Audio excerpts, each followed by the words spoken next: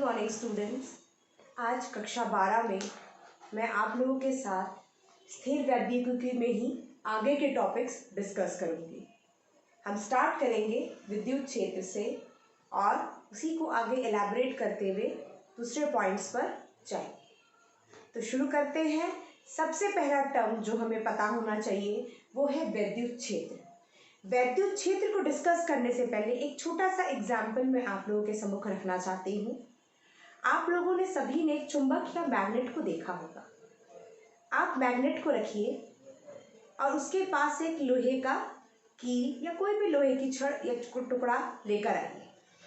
आपको क्या दिखेगा कि कुछ दूर पर रखे हुए उस टुकड़े को चुंबक अपनी तरफ नहीं आकर्षित करता है।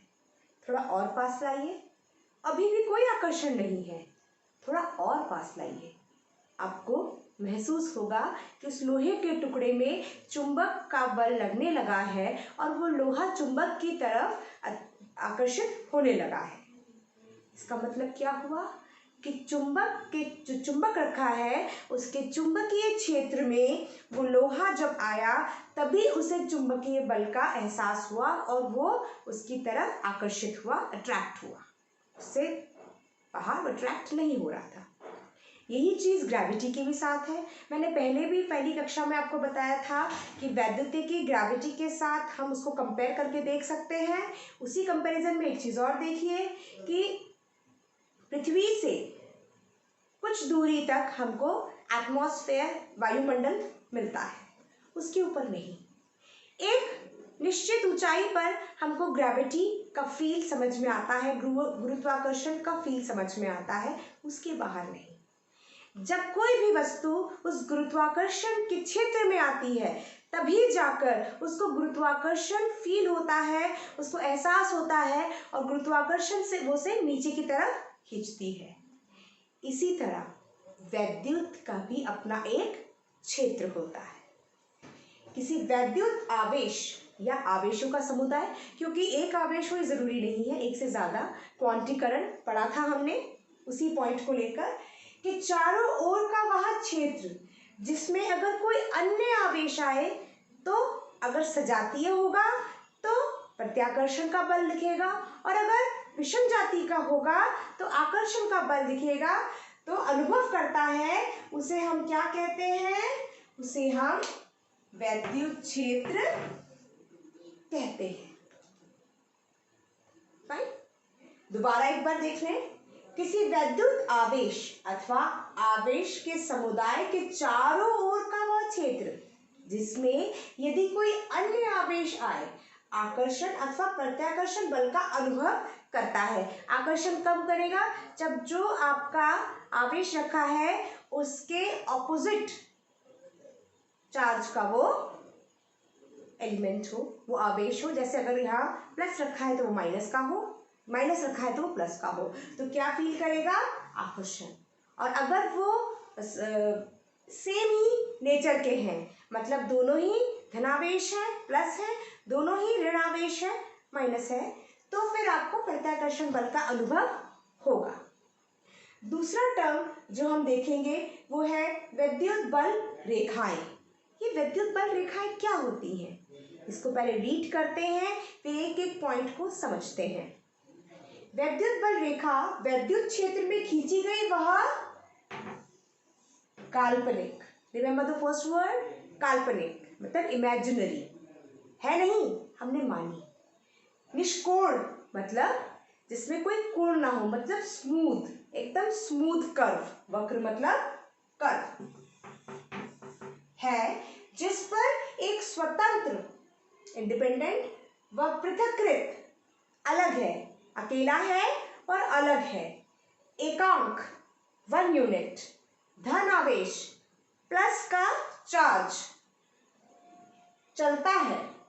वैद्युत बल रेखा के किसी भी बिंदु पर स्पर्श रेखा उस बिंदु पर स्थित धन आवेश पर लगने वाले बल की दिशा को प्रदर्शित करता है। मतलब कि वो अगर हम ये इसको एक साथ कंबाइन करके पढ़े तो हम क्या कह सकते हैं कि विद्युत बल रेखा विद्युत क्षेत्र में खींचा गया एक काल्पनिक स्मूथ कर्व है, एक इमेजिनरी स्मूथ कर्व है। जिससे कि एक पॉजिटिव इंडिपेंडेंट 1 यूनिट का प्लस चार्ज धन आवेश चलता है, ठीक है। और जो पाथ वो फॉलो, जो रास्ता, जो पथ वो लेता है, उसके किसी भी बिंदु पर अगर मैंने एक स्पर्श रेखा खींची तो वो उस बिंदु पर स्थित धनावेश पर लगने वाले बल, जो फोर्स उस पर लग रहा है, लगने वाले बल की दिशा को शो करेगा, प्रदर्शित करता है। एक इसका डायग्राम बना के देखें।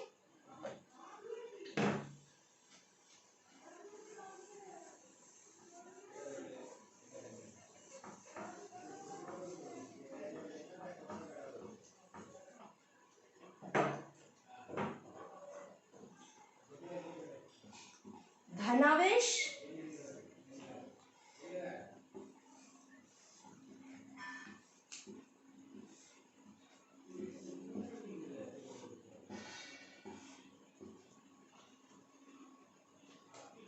अब हम देखते हैं ऋणावेश। धनावेश से हमेशा ये रेखाएं पार की तरफ निकलती है।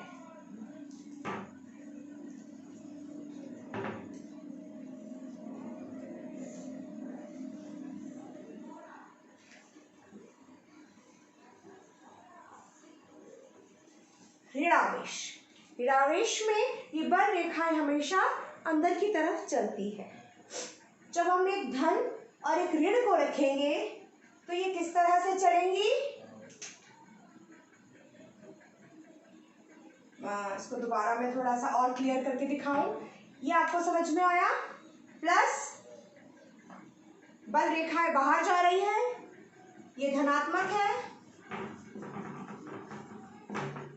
ये ऋणात्मक है। इसमें बाहर की तरफ जाएंगी, इसमें अंदर की तरफ आएंगी। अगर मैंने एक सिस्टम ऑफ चार्ज रखा, एक निकाय बनाया प्लस और माइनस चार्ज का, तो वो किस तरह की होंगी?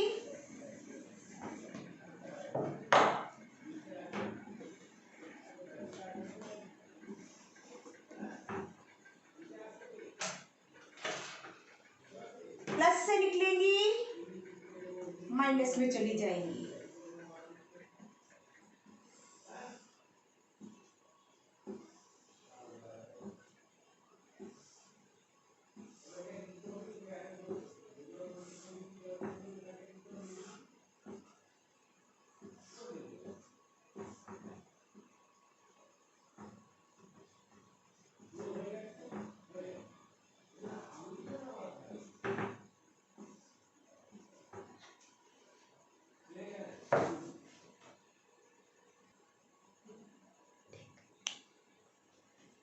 तो ये प्लस से बाहर निकलेंगी और नेगेटिव चार्ज में अंदर चली जाएंगी। एक पॉइंट हमने और कहा था कि अगर किसी भी बिंदु पर मैं एक स्पर्श रेखा खींचती हूं, टैंजेंट, तो ये इस आवेश पर लगने वाले बल की दिशा को बताएगा, ठीक है। इस आवेश पर लगने वाले बल की दिशा को बताएगा। यहां पर ऐसे बल लग रहा है, यहां पर ऐसे बल लग रहा है। ये बात आपको समझ में आई? ठीक है। अब आइए इसके और कुछ पॉइंट्स हम पढ़ते हैं। इन रेखाओं की कुछ गुण हम पढ़ते हैं।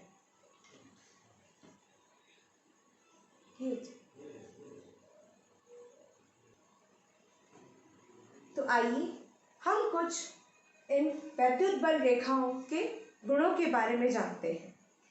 जैसे पहला गुण, ये रेखाएं धन से निकलती हैं और ऋण में जाती हैं, दिख ही रहा है, हमने डिस्कस भी किया। दूसरा पॉइंट है कि अगर मैं किसी भी पॉइंट पर एक बिंदु खींचकर इस वक्र पे एक टैंजेंट खींचूं, एक स्पर्श रेखा खींचूं, तो मुझे क्या मिलेगा?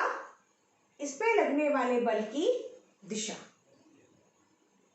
और तीसरा और सबसे महत्वपूर्ण पॉइंट जो कि बोर्ड में भी सवाल बनकर आता है, वो ये है कोई भी दो बल रेखाएं एक दूसरे को नहीं काट सकती। देखें,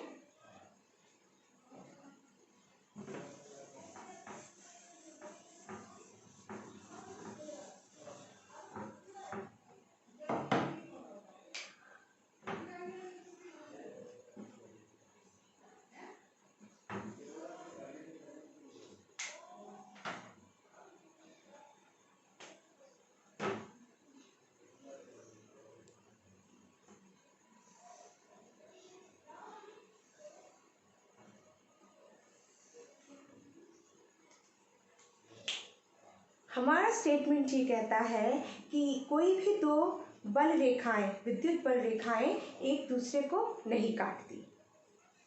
सिद्ध करने के लिए हम ये थोड़ी देर के लिए मान के चलते हैं कि ये रेखाएं एक दूसरे को काटती हैं।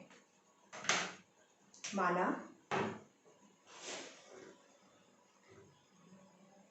ठीक। अब ये जो काटन बिंदु है, इस पर दो स्पर्श रेखाएं बन सकती हैं। एक इस वक्र के अनुदिश, एक इस वक्र के अनुदिश। और हमने ये कहा था कि स्पर्श रेखा उस बिंदु पर स्थित धन आवेश पर लगने वाले बल की दिशा को बतलाता है। तो इस पॉइंट पर, एक ही पॉइंट पर दो बल दिशाएं अलग अलग दिशा में कैसे हो सकती है? एक ही पॉइंट पर बल की दो दिशाएं असंभव है। इसका मतलब हमारी ये सोच ही असंभव है कि ये दो बल रेखाएं एक दूसरे को काट सकती है। अतः हमारा स्टेटमेंट एकदम सही है कि वैद्युत बल रेखाएं एक दूसरे को कभी नहीं काटती।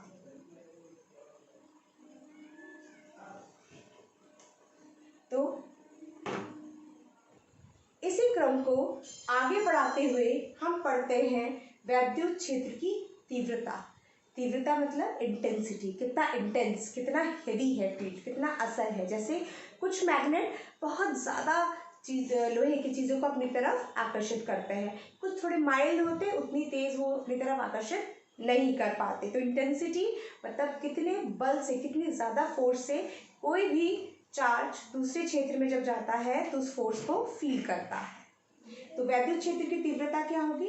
वैद्युत क्षेत्र में किसी बिंदु पर रखे परीक्षण आवेश, मैंने कल भी आपको बताया था परीक्षण आवेश क्या होता है।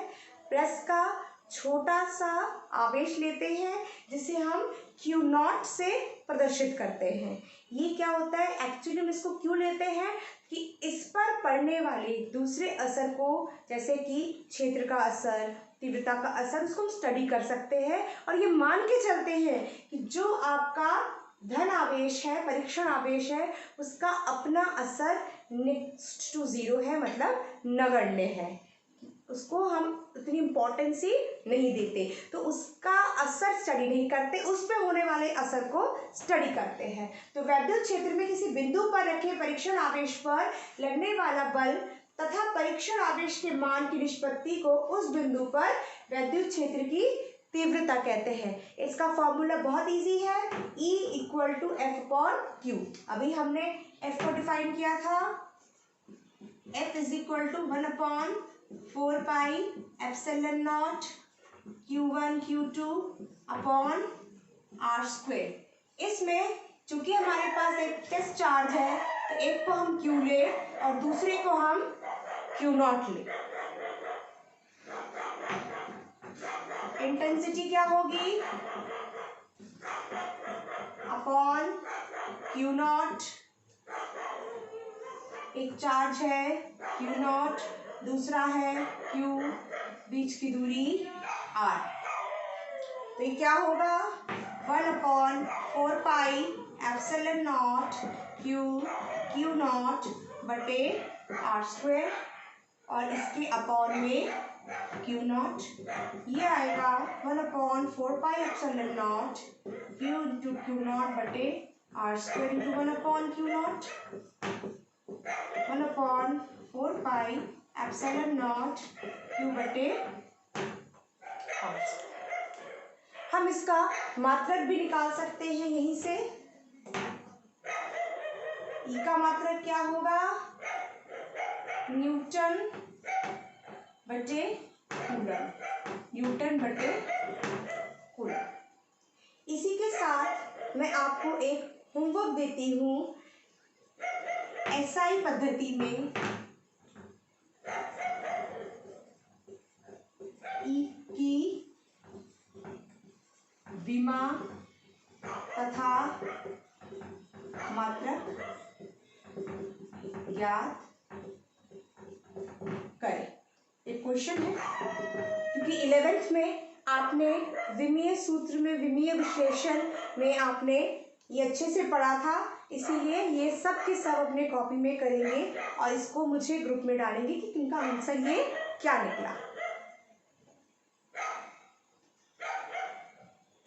इसी में देखते हैं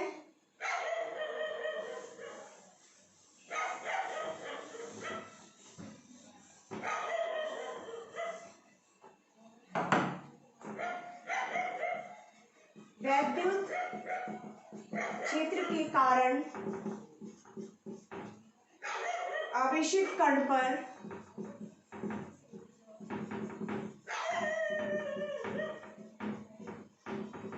लगने वाला बल।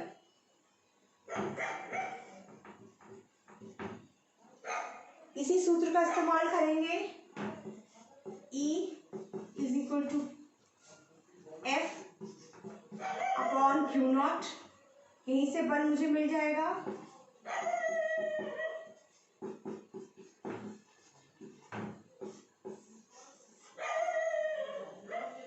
ये E एक सदिश राशि है, Q नॉट पे कोई वो नहीं है, ये प्लस या माइनस इसका अपना चार्ज है, लेकिन ये अपने आप में एक अदिश राशि है। और F जो है वो आपकी क्या है? एक सदिश राशि।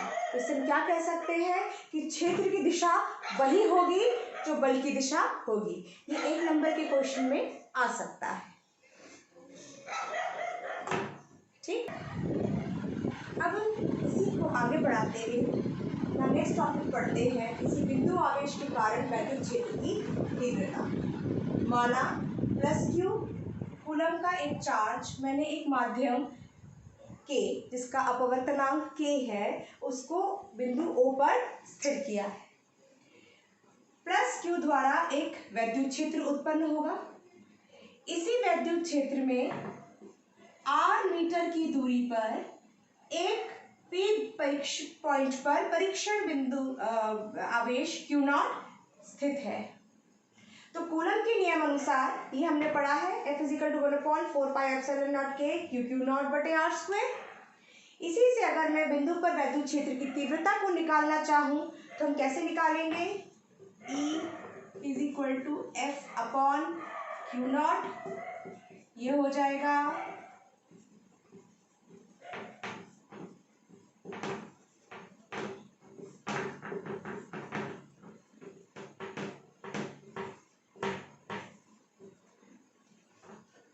न्यूटन प्रति कूलम। और दिशा क्या होगी? प्लस बाहर की तरफ। तो आज हमने यही टॉपिक्स कवर किए हैं। कल हम इसी को आगे बढ़ाते हुए इसका नेक्स्ट टॉपिक कवर करेंगे। आप लोगों से ये अपेक्षा है कि जो भी इसका मैं PDF फाइल आपके ग्रुप में डालूंगी, आप उसको कृपया पढ़ें और नोट्स तैयार करें और साथ ही दिए गए होमवर्क को पूरा करें। कोई भी प्रॉब्लम हो तो आप फ़ोन करके या ग्रुप में अपनी प्रॉब्लम्स पूछ सकते हैं। धन्यवाद।